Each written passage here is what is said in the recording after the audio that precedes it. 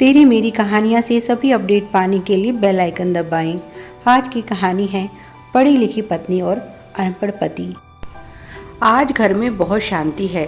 सुलक्षणा देवी और जमींदार साहब 4-5 दिन के लिए बाहर गए हुए हैं।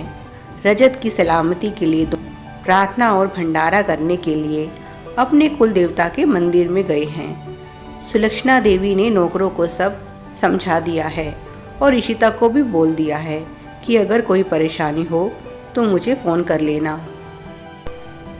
इशिता देख रही है आज सुबह से अनमोल भी कहीं नज़र नहीं आ रहा। घर की नौकरानी बार बार अनमोल के कमरे से अंदर बाहर हो रही है।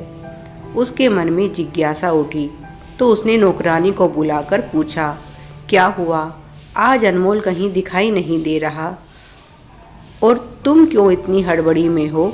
आज तो तुम आराम से काम कर सकती हो, तुम्हें डांटने वाला यहाँ कोई नहीं है। नौकरानी ने उदास स्वर में कहा, बहू रानी, अनमोल भैया की तबीयत ठीक नहीं है, उन्हें तेज़ बुखार है, वे अपने कमरे में हैं। इशिता बोली, तो फिर डॉक्टर को बुलाओ। नौकरानी ने सर झुका लिया और बोली, उनके लिए डॉक्टर नहीं बुलाया जाता। इशिता बोली, तो फिर वह ठीक कैसे होंगे? नौकरानी ने कहा, बस अपने आप धीरे धीरे ठीक हो जाएंगे। उसके स्वर में मायूसी थी। इशिता बोली, क्या इस घर में डॉक्टर का आना मना है? नौकरानी ने कहा, जब रजत भैया बीमार होते हैं तो यहाँ डॉक्टरों की लाइन लग जाती है, पर जब अनमोल भैया बीमार होते हैं तो उन्हें दवाई भी नहीं दिलवाई जाती। किसी को उनकी परवाह नहीं है। जब अपनी पत्नी को ही परवाह नहीं तो भला और किसे परवाह होगी? उसकी आंखों में शिकायत और दर्द दोनों थे। इशिता उसकी बात सुनकर चुप हो गई। फिर सोचते हुए बोली, ठीक है, मैं डॉक्टर को बुलाती हूँ। नौकरानी बोली, बहू रानी, ऐसा मत करना, अगर मालकिन को पता चल गया तो बहुत कलेश हो जाएगा। मालकिन आपको भी नहीं छोड़ेंगी, उनका गुस्सा तो आप देख ही चुकी हैं। इशिता बोली, पर वे यहाँ नहीं हैं, उन्हें कुछ पता नहीं चलेगा। नौकरानी बोली, आप नहीं जानती, यहाँ उनके बहुत जासूस हैं, वह भोला तो 1 नंबर का चमचा है। इशिता ने कुछ सोचा और बोली, चलो मैं चलकर देखती हूँ। जब वह कमरे में गई तो देखा चारपाई पर अनमोल बेसुध पड़ा है। उसने उसके सर पर हाथ रखकर देखा तो बुखार से तप रहा था। इशिता बोली, जल्दी से ठंडा पानी लाओ, इनके सर पर पानी की पट्टियाँ रखनी होंगी। नौकरानी फ्रिज से ठंडा पानी ले आई और इशिता अनमोल के पास बैठकर उसके सर पर ठंडे पानी की पट्टियाँ रखने लगी। अनमोल बेहोशी में माँ और राखी नाम बड़बड़ा रहा था। इशिता ध्यान से उसके कमरे को देखने लगी। कुछ भी नहीं था सिवाय एक फ़ोटो के, जिसमें 2 बच्चे और 2 बड़े थे। अनमोल को बहुत तेज़ बुखार था, वह तप रहा था। इशिता ने सोचा, ऐसे तो काम नहीं चलेगा, इन्हें दवाई की ज़रूरत है।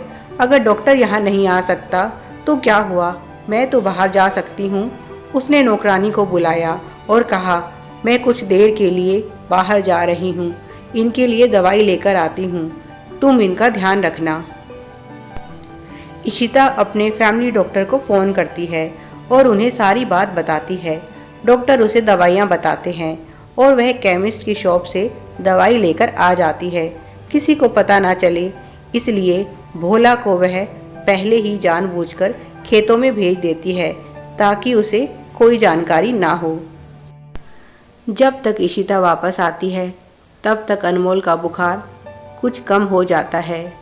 वह नौकरानी को बोलकर अनमोल के लिए खिचड़ी बनवाती है और उसे दवाई देती है। अनमोल कुछ नहीं कहता, बस चुपचाप दवाई खा लेता है। फिर वह उठकर जाने लगता है तो इशिता पूछती है, अब कहाँ जा रहे हैं? अनमोल बोला, ज़रूरी काम है। इशिता बोली, सेहत से ज़रूरी कुछ नहीं होता, आज आपको सिर्फ आराम करना है, यह काम तो कोई और भी कर सकता है। आज इशिता अनमोल को डांट नहीं रही थी, पत्नी होने का हक जता रही थी। पहली बार अनमोल ने इशिता की तरफ देखा। दोनों की आंखें मिली और दोनों चुप हो गए। इशिता अनमोल से ज़्यादा देर तक नज़र नहीं मिला सकी। उसने अपनी नज़रें फेर ली और बोली, आप आराम कीजिए और समय पर दवाई लेते रहिएगा। मैं जा रही हूँ, सब काम संभाल लूँगी। इशिता पशुओं के बाड़े में आई। उसने देखा सभी जानवर कुछ बेचैन लग रहे हैं और आवाज़ें निकाल रहे हैं। छोटे बड़े मिलाकर 10 पशु थे। उसने वहाँ काम करने वाले नौकर से पूछा, क्या हुआ, क्या आज इन्हें खाना नहीं दिया है? नौकर बोला, बहू रानी, खाना तो दिया है, पर आज सुबह से अनमोल बेटा इन्हें मिलने नहीं आया है, इसीलिए ये उसके लिए परेशान हैं। जानवर हैं तो क्या हुआ, प्यार की भाषा यह भी समझते हैं। इशिता को लगा जैसे यह बात उसके लिए कही गई है। मुझे पता है आज वह बीमार है, तभी यहाँ नहीं आया। आपको किसने बताया? बूढ़ा नौकर मायूस स्वर में बोला। यही एक जगह है जहाँ उन्हें खुशी मिलती है। यह जानवर ही तो हैं जो उन्हें प्यार करते हैं। चाहे कुछ हो जाए वह यहाँ ज़रूर आता है। इशिता को लगा यह बूढ़ा नौकर अनमोल के बारे में बहुत कुछ जानता है, पर क्या यह भरोसे के लायक है? कहीं यह भी उसकी सास का चमचा ना हो। उसने कुछ नहीं कहा। कुछ देर वहाँ रुकने के बाद वह वापस आ गई और आकर नौकरानी से पूछा, क्या अनमोल ने खाना खा लिया है? नौकरानी ने बताया, हाँ बहू रानी, भैया ने खाना खा लिया है और दवाई दे दी है। अब वे आराम कर रहे हैं। ठीक है, मेरा भी खाना लगा दो। वह सोचने लगी, अब उसे भी आराम करना चाहिए। आज तो पता नहीं सुबह से किन कामों में उलझी हुई हूँ। इशिता खाने की टेबल पर बैठ गई। नौकरानी ने खाना लगा दिया। इशिता खाने लगी और उसके मन में बहुत से सवाल थे। उसने नौकरानी से पूछा, यह अनमोल के कमरे में किसकी तस्वीर है और यह राखी कौन है? नौकरानी बोली, कमरे में आपने जिनकी तस्वीर देखी है वह आपके सास ससुर हैं और राखी और कोई नहीं, अनमोल भैया की बड़ी बहन। इशिता ने पूछा, क्या हुआ था उनके साथ? नौकरानी ने बताया, उस दिन अनमोल भैया का जन्मदिन था। सभी लोग दर्शन करने मंदिर गए थे। अनमोल भैया अपनी दादी के साथ थे, जबकि उनके माता पिता और बहन दूसरी गाड़ी में।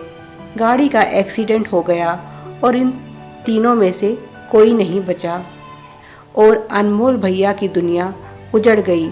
उस समय वह केवल 6 बरस के थे। सुनकर इशिता को बहुत अफसोस हुआ। इतने छोटे बच्चे के ऊपर इतना बड़ा दुख। वह आगे बोली, बड़ी मालकिन इस दुख को बर्दाश्त नहीं कर पाई और 2 साल बाद वह भी चल बसी और तब से अनमोल भैया की ज़िंदगी बदल गई। अपने ही घर में वह नौकर बन गए। इशिता बोली, क्या अनमोल के चाचा चाची को उससे ज़रा भी प्यार नहीं? नौकरानी बोली, उनका प्यार तो आप अपनी आंखों से देख ही रही हैं। क्या आपने कभी अनमोल भैया को बोलते सुना है? जी के अलावा शायद ही कोई शब्द वे बोलते हों। उनकी हालत तो हम नौकरों से भी बुरी है। इशिता बोली, अपने भाई के बच्चे के लिए भी इनके मन में ज़रा भी प्यार नहीं। ऐसा कैसे? नौकरानी बोली, अगर सगे होते तो शायद प्यार होता। इशिता बोली, इसका क्या मतलब हुआ? नौकरानी बोली, ये अनमोल भैया के सगे चाचा चाची नहीं हैं। Please like, share and subscribe. Thanks for watching.